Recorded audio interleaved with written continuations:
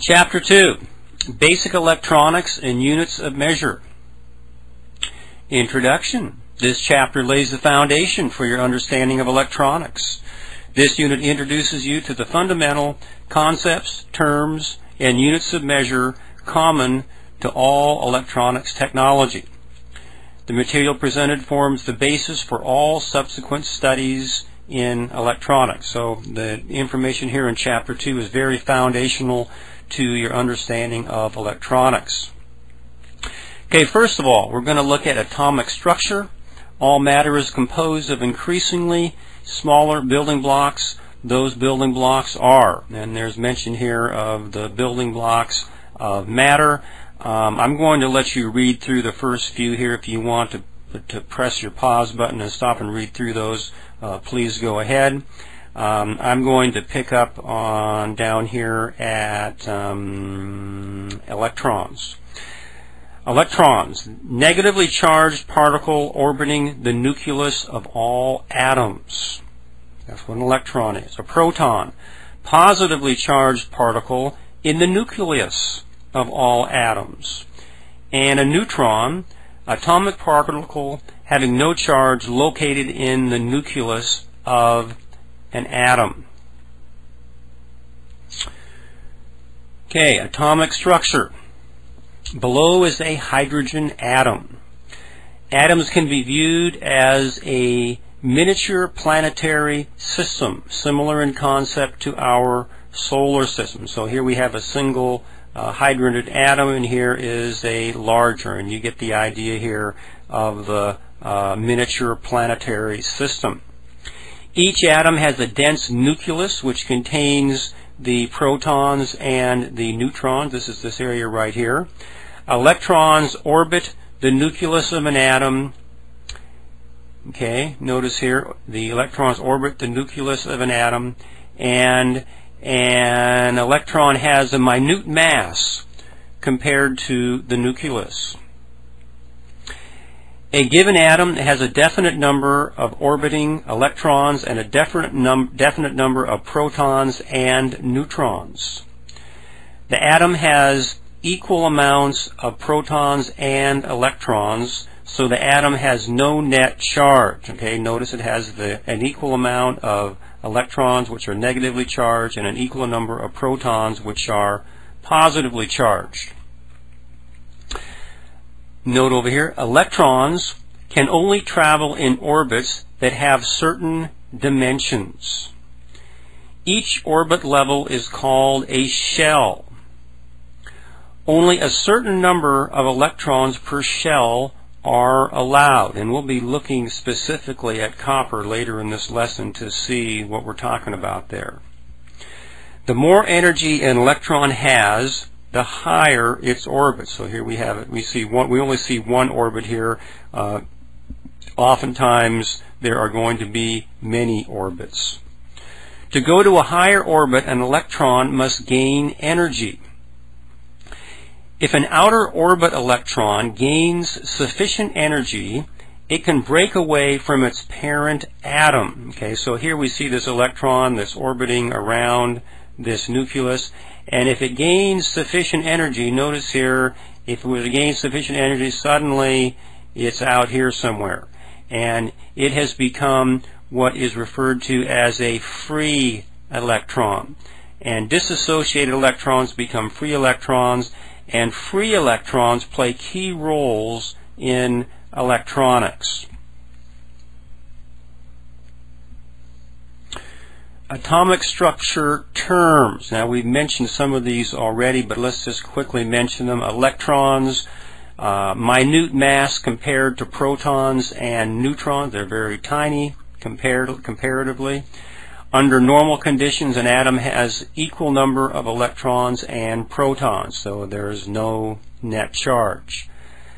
Shell, allowable orbit levels of electrons. There are fixed number of electrons in any given shell, so oftentimes what you'll see is you'll have a nucleus and then you'll have several shells that contain the electrons, and they're drawn more, they're better drawn than that, but that gives you the idea.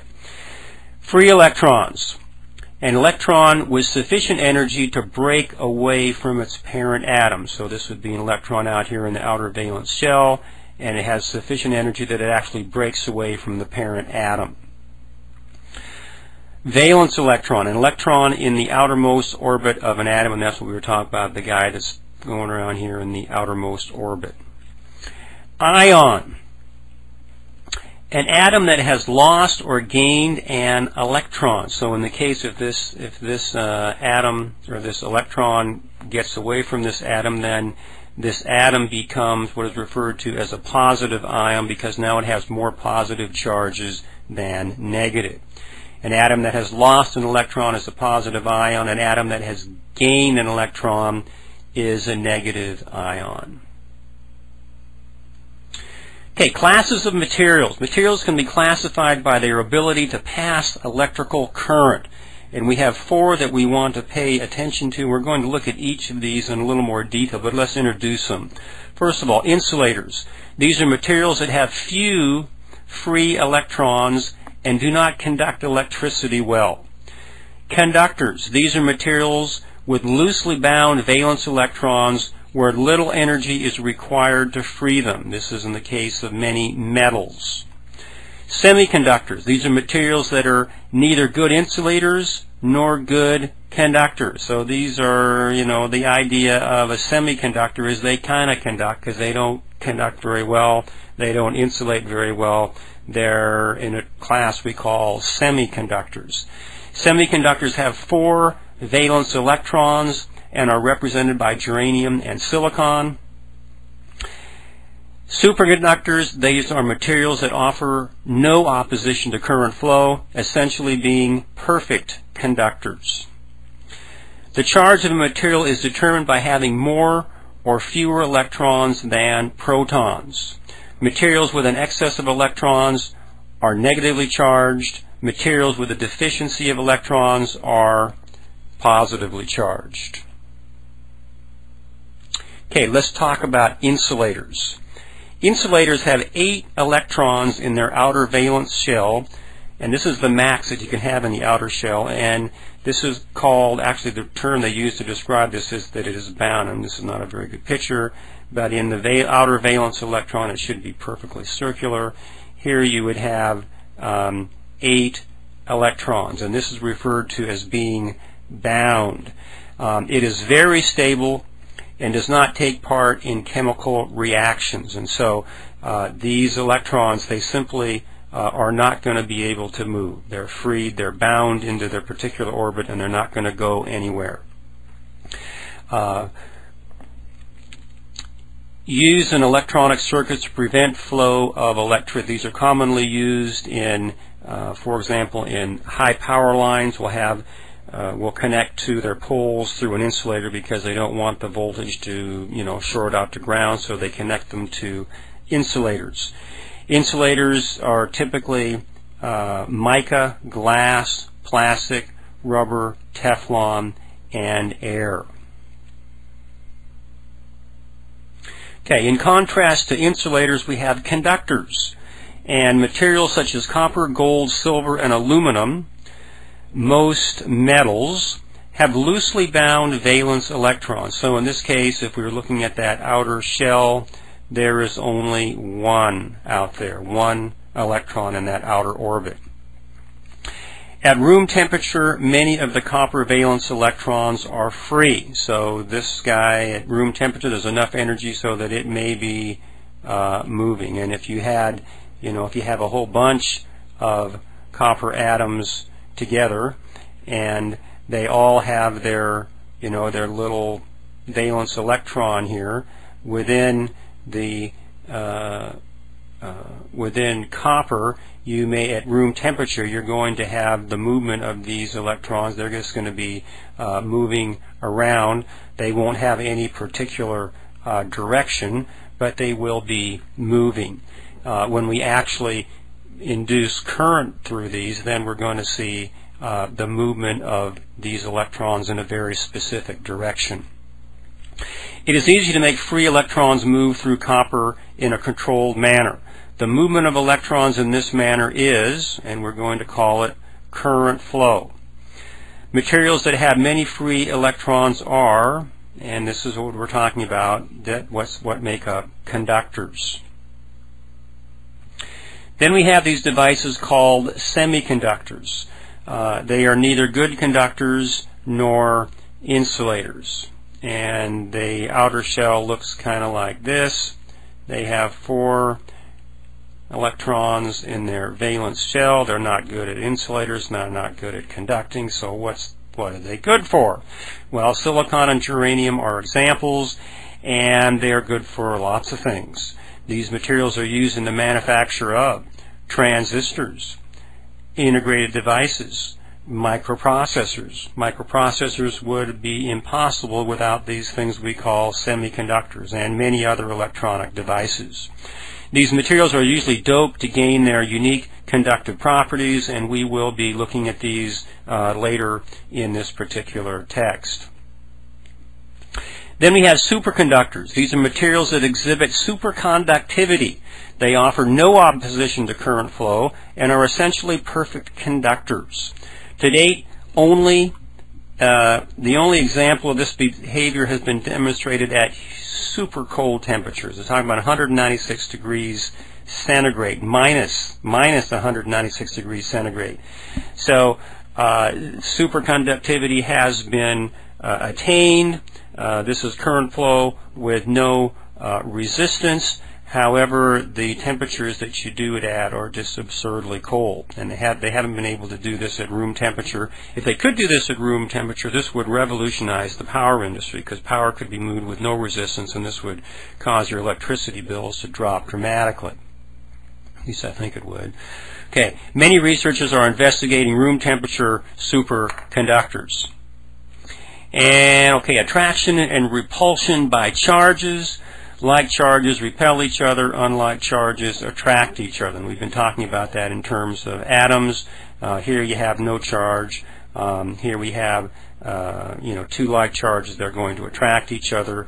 2 unlike charges are going to attract, and 2 like charges are going to repel. This is kind of like if you had 2 magnets with a north and a north pole here. They are going to repel from each other. And if you had a north and a south, they're going to be attracted to each other. Okay, units of measure for charge. Units of measure for charge. Charge is measured in a quantity we're going to call a coulomb. Coulomb is shown by a capital C. 1 coulomb is equal to the charge caused by the accumulation or deficiency of a bunch of electrons. And the number is 6.25 times 10 to the 18th power, and that is the number. It takes that many electrons to have 1 coulomb of charge. And the symbol for charge is the Q. And so Q equals the number of electrons divided by this value, 6.25 times 10 to the 18th power. So you've got to have a lot of electrons in order to get a Q. And your text has a couple problems to solve for charge. Now, coulombs is not something you typically talk about in electronics. We're going to find that coulombs has a direct relationship to amps, which is what we usually talk about when we talk about in terms of evaluating electricity. Voltage. Okay, defining voltage. When some distance separates 2 bodies with unequal charges, there is the potential for doing work. Okay, it says when some distance separates 2 bodies with unequal charges. So if we had a positive charge and we had a negative charge, and we brought them in fairly close proximity of each other, and we put connections on it, we could call it a battery. The difference in charge between any 2 points is referred to as a difference in potential. And so here we have a difference in potential, the positive and negative charges. Potential difference is measured in terms of voltage, and the unit of measure is the volt. And so if this is a, I don't know, we'll pretend this is a 12-volt battery. Electromotive force, EMF, is the potential difference that remains between points while charges are being transferred. Okay, EMF. Potential difference that remains between points, and the critical point here is while charges are being transferred. Now, next slide, we'll talk about this a little bit more. Here we have a battery, and batteries don't usually arc like that, but I like this this kind of a neat image. This battery illustrates the two separate charges in a battery. We'll say that this is the positive side, and they'll say this is the negative side. The difference of potential provides the ability to move charges. So we can move charges between these 2 points in the battery and hence do work. This difference is measured in volts. A potential difference that is maintained is called an EMF, or an electromotive force. Now notice the key word here is that it is maintained. A lightning bolt that discharges to the earth has a large difference of potential, but it is lost in a moment of time. A battery can maintain this potential difference over an extended period of time. So in this case, you know, if we say we connected, let's pretend that we connect a light bulb. Okay, here we've got a light bulb connected here, and we have light. And we'll have light for an extended period of time. The battery will probably last for a few hours, and we'll have some light. And this is an extended period of time, so this battery is providing EMF. Now, in contrast, a lightning bolt has tremendous voltage, but it is all lost in a moment of time, and so that lightning bolt provides no EMF. Current flow. Okay, we talked about this earlier. We're going to look specifically at a copper atom because it is one of the probably one of the major conductors that is used for transferring electricity. And copper has, notice it has 29 electrons, 29 protons. Remember, the electrons are the positive, or excuse me, the electrons are the negative, and the protons are the positive, and the neutrons are neither. And so the protons and the neutrons, they're hanging around down here in the nucleus, and the electrons are out in the various shells. And copper, let's see, for copper it's 2, 8, 18, 1. So in this first shell there are 2, and then in the next one there are 8, kind of like this. And in the next one, I'm not going to draw them in, but there's 18 of them over here.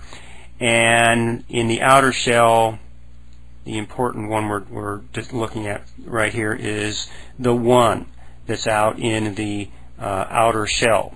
At room temperature, enough thermal energy is present to ionize many of the copper atoms, giving copper an abundance of free electrons. So at room temperature, there's sufficient energy so that this guy is able to move. And he's probably just going to move over to the valence of another copper atom, but this valence electron is free to move.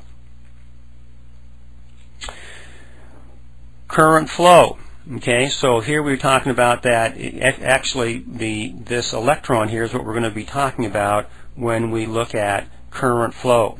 When opposite charges are placed upon the ends of the copper wire, the EMF causes the electrons to flow. So here we have a piece of copper wire, and I guess maybe I'll draw a little picture here. Here we have a power supply. This will be the positive side. This will be the negative side, and we'll have let's put something here. We'll put on the light bulb here.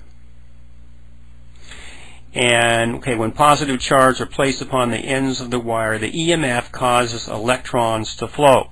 So those free electrons that we were talking about that are in the outer valence of the particular copper atom, now they've been given some EMF, and now where they were just moving kind of randomly. Now they're going to flow in a very specific direction, and in this case they're going from negative through the light bulb, and they're going to heat up the light bulb. It's going to radiate light.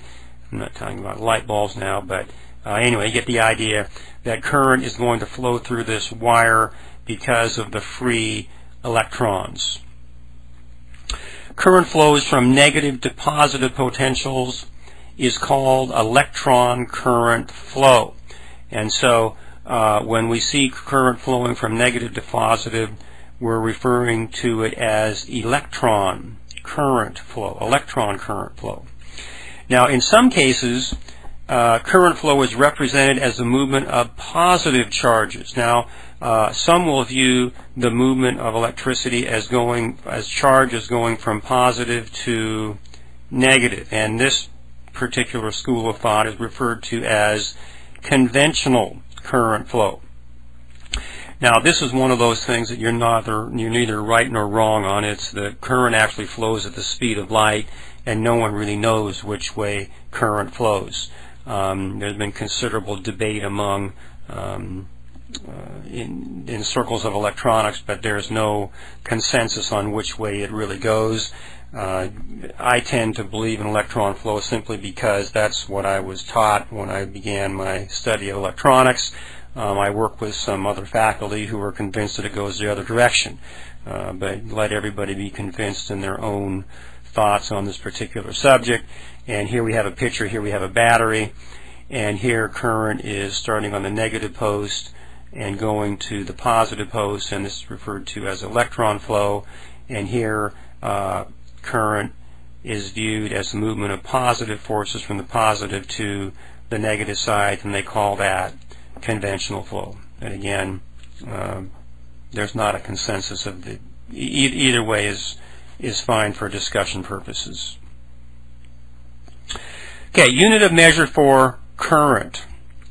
Current is the movement of charges in a conductor. It is the measure of the number of electrons that flow past a given point, notice, per second. 1 amp is the amount of current that flows when 1 coulomb flows past a point in 1 second. Now it's expressed with the equation I equals Q over T.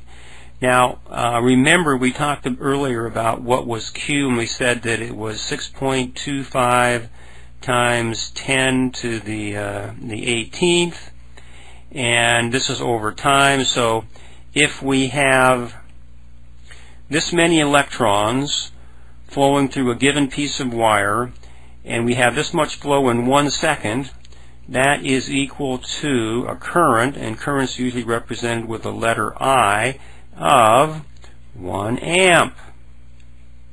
Now, in future discussions, we will, most of the time when we talk about current, we don't refer to it as the number of electrons. We simply refer to it as amps. But this gives you the foundational picture. Well, where do we get this term amp? Well, it comes from the definition of a coulomb. So current technically has to do with charge divided by time, and we refer to that as amps. And so here we have a little more discussion about the unit of measure for current. We say that 1 amp equals, and this is this formula we just talked about, Q over 1 second. When we say 1 amp of current in a wire, it means that 1 coulomb of electrons is flowing through a given point in the time of 1 second. So in this case, here we haven't talked about Ohm's law yet, but 10 volts over, in this case, 10 ohms, so this would be E over R would equal I, and in this case we would have 1 amp. The circuit above illustrates 1 amp of current flowing in a circuit. Okay, resistance.